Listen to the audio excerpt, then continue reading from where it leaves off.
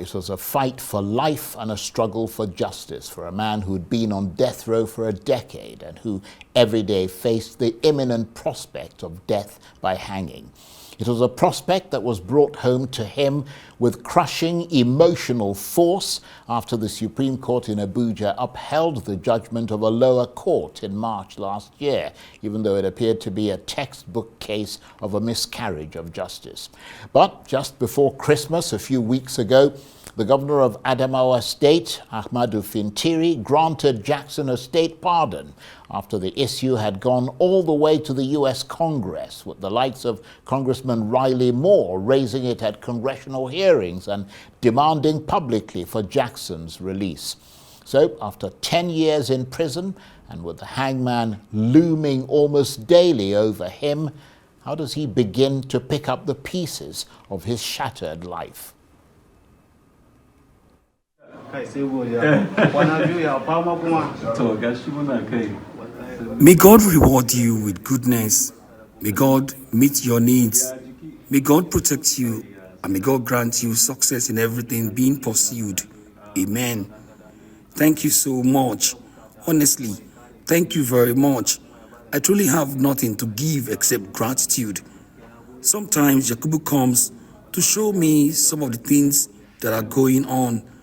You know, I'm in prison, so I don't really know what is happening unless he comes to show me from time to time. Honestly, all the help came from a direction I never expected. In the whole situation, it was almost like I had lost hope, sir. But in the end, when I heard what was going on, I said, thank God. All thanks to God. May Almighty God grant you more wisdom. Thank you very much. Some of the inmates even said, did you do anything that made them bring you here?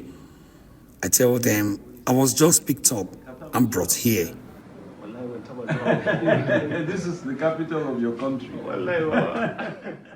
That's Sunday Jackson, the man who was on death row and who has now been freed. Well, the man who fought daily tooth and nail to bring Sunday Jackson home was a member of Mr. Jackson's defense team, the US-based human rights lawyer Emmanuel Ogebe. And Barrister Ogebe joins me now in the studio.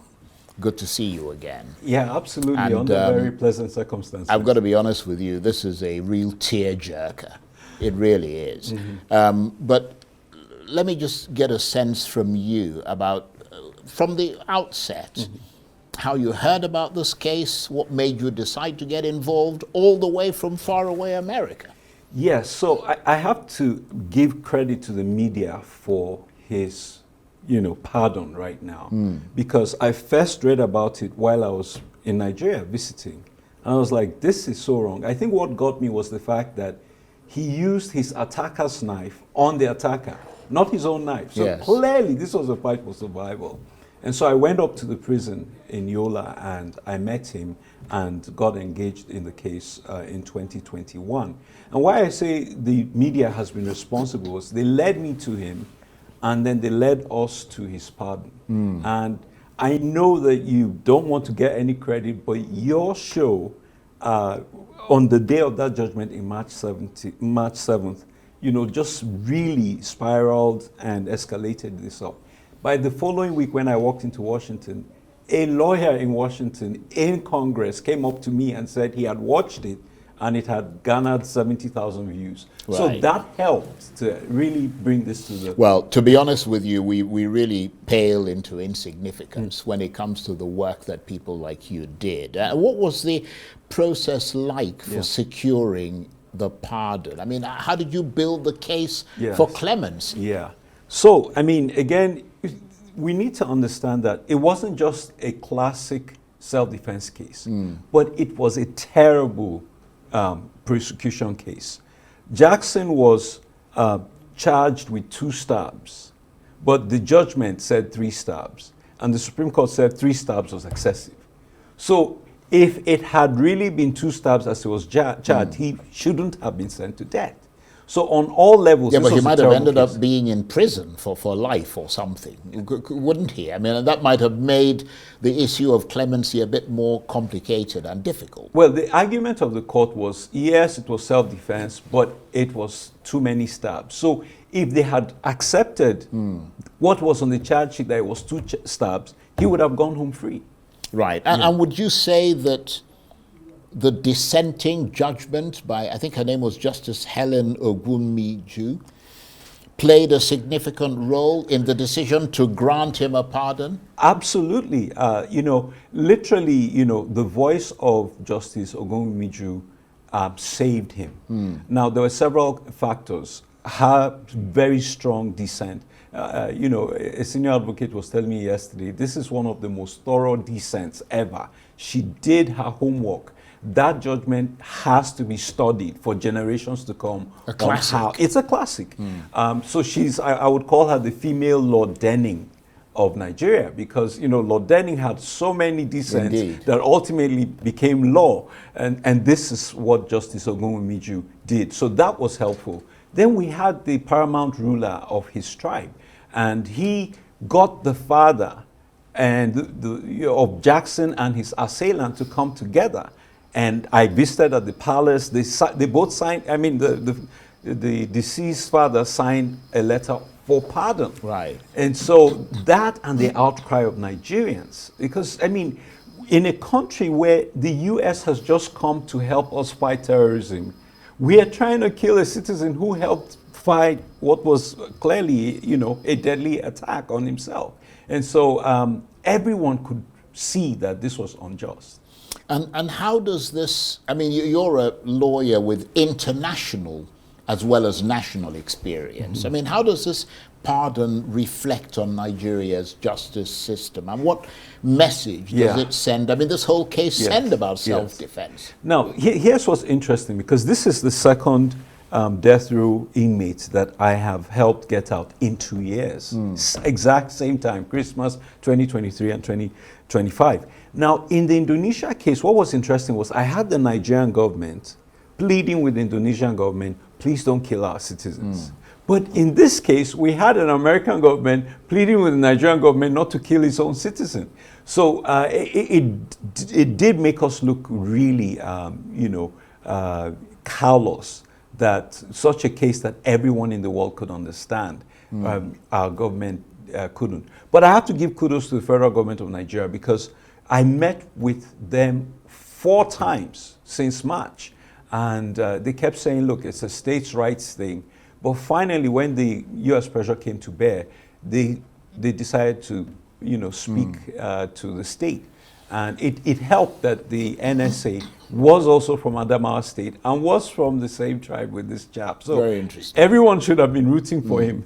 I'm going to come back to that case that you dealt with in Indonesia, because I think that's a very interesting thing, and it gives us a sense of the range of your work. But, I mean, do you have any plans to appeal the original conviction or seek further justice? Because you seem very convinced that this was a miscarriage of justice. Absolutely. And my Lord Justice Helen Ogunmiju said in her dissent, this is a miscarriage of justice. Now, we do want to attack that ruling, because or maybe you should just leave it, not to muddy the waters, given that he's got off now. Yeah, but the problem is he's free, but we are not. What has happened is that he survived the headsman, but he almost didn't survive the hangman. And the rest of us Nigerians, if we're attacked today, we have 2 choices, flight or fight. The Supreme Court is saying that flight is our option, that we can't fight back, and that's unacceptable. Now, many years ago, I saw an 11-year-old girl who was attacked by Fulanis in her home, and she managed to use a machete to hit one of them. And of course, they slashed her head. She survived. Would this girl have been sentenced to death for defending herself? An 11-year-old girl. We can't have that precedent. Indeed. That's a very important point. And what are Sunday Jackson's plans now that he's been freed. How do you think this experience will impact his life? I'm wondering whether there are any support systems in place in this country for, to help him reintegrate into society. Yeah, so incidentally, when I brought back the chap from Indonesia, we worked with the IOM, a UN body that helps repatriate, Nigerians. The International Organization of Migration. Yes. Right. And, a few months ago, they gave him a grant to help, start something. It's not much, $1,000. Unfortunately, in Jackson's case, we can't go to the IOM. It was purely internally within Nigeria. So there are two things. I'm thankful that the Adamawa State is considering compensation. We are also considering going to the ECOWAS court to sue and seek damages. That's in consideration. Again, he has to give me the guidelines on what he wants done. But we had a Justice for Jackson Joint Task Force. Several people came to us and said, look, do a fundraiser for this guy and help him out. And I think because... Well, if you do a fundraiser, I'd be happy to do it. And I hope a lot of other people will be. You've done a lot by... No. This is a particularly unique case. And for a man who's been on death row for 10 years... 10 years, 10 months. And still has the incredible spirit that he has. It's an inspiration to all of us. But for you, Barrister Ogebe... This is, as you mentioned earlier, the Indonesia, this is not your first significant victory over death row. I mean, you've made waves for securing the release of other Nigerians on death row, and we talked about Indonesia. And you're known for taking on pro bono cases, advocating for victims of human trafficking and injustice. And in that Indonesia case, your efforts led to the release of this chap called Emmanuel, who spent 20 years. I mean, that's a heck of a long time. 20 years on death row in Indonesia for a crime he didn't commit. How did you secure his acquittal? Well, so that was a really very horrific case. And we're the first case in which a Nigerian who was awaiting execution, having been condemned by the Supreme Court of Indonesia, were able to get him off. And what happened was, at the High Court, the judge said, look, this guy is a decent guy, all of that, I'm giving him life imprisonment. And at the Court of Appeal, they said, hey, the passport on which you traveled on has been into our country several times, so you're a serial drug trafficker and we're sentencing you to death. I mean, that's not the way appeals are supposed to go. He didn't participate in his appeal. The trial was conducted in a different language. Everything was against him, and the Supreme Court confirmed it. So we came in when he was awaiting execution. We took a fresh look at the case, and we built a massive dossier of information. We had lawyers working on 4 continents, and Australia, Malaysia, Pakistan, Nigeria, and America. And it was fascinating. What we did was we had to prove that he wasn't a Sierra Leonean in that passport. We had to prove he was Nigerian. We came to Nigeria, we couldn't find the records. Apparently the records had been used to sell akara and wrappers. We had no database. And so we had to do a DNA test on his brother from Ebonyi State, who I tracked down, while they did another DNA test in Indonesia. And we were able to prove that he was a Nigerian. I actually flew with his brother to Indonesia to court, and we presented him, and they're dead ringers for each other. You could see clearly they were related. So that helped to get him off. What an extraordinary story, and what a great testimonial of the work that you do. And of course, your own personal story is quite inspiring, because I read somewhere that you were once tortured by the regime of General Abacha for demanding justice for Kudirat Abiola's assassination.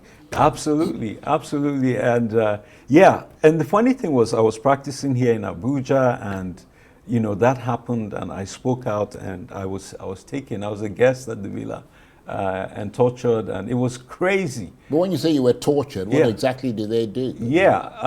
So I was tortured 3 different times. The first one was they used a pole, to whack me. the OC Naik. I hope you're watching this. I remember. And, you know, so they whacked me and all of that. And then the next one was actually in one of the presidential villa offices. You know, I was walking down with my guards and I could read the names of the officials. I was like, this is crazy. During the week, they're civilized, and during the weekend, they use their offices as torture chambers. And so a military guy with his jackboots kicked me around. The third one, you know, they stuck needles, you know, into my privates. Just my God. really, really, I mean. That's horrendous. It is. And so some years ago, I ran into Major Mustafa somewhere, and I went up to him. Major Mustafa used to be the chief security officer of General Abacha. Yeah, so it was his boys who did this to me. I said, hey, Major, hey, I used to be your prisoner. And we shook hands, we took a photograph, he gave me his number. I mean, things change, you know. Is that what got you into human rights work? So I was already, you were already doing it, obviously. Yes. But I think I can empathize more with prisoners because I was in it. And I just want to mention quickly, in August, I had the privilege of going back to the presidential villa, not as a prisoner this time. You mean August last year? Yes. Right. On the 29th anniversary of my captivity, the Diaspora Commission presented me with an award for my humanitarian work. And I well deserved. I thought that was ironic. It's an interesting twist, isn't it? It is. And of course, beyond people on death row, as I mentioned, you're also a vocal advocate for human rights. You've helped to actually shape U.S. foreign policy in that regard, and working with international institutions to address abuses, including here in Nigeria. Tell us a bit about that. Yeah. So, well, you know, Nigeria is, you know, an enigma wrapped in a paradox, I think is one way to put it. But we've tried to work with international partners to resolve the crisis that Nigeria is.